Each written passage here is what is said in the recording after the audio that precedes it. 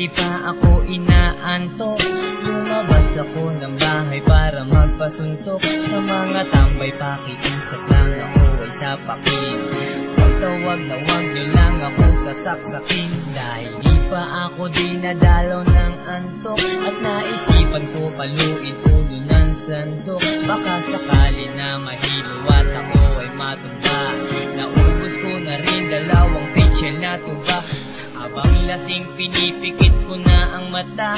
Pasaway ka talaga at dumidilat ka pa. Saan ba ako nagkamali o baka sumobra?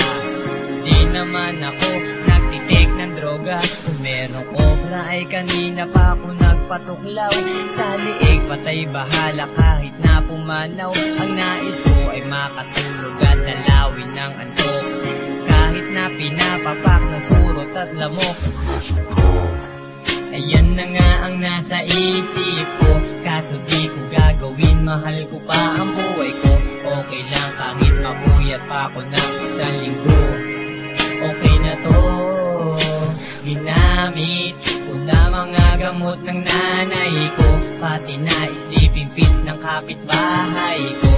Para makatulog magkamuta pa itong mata.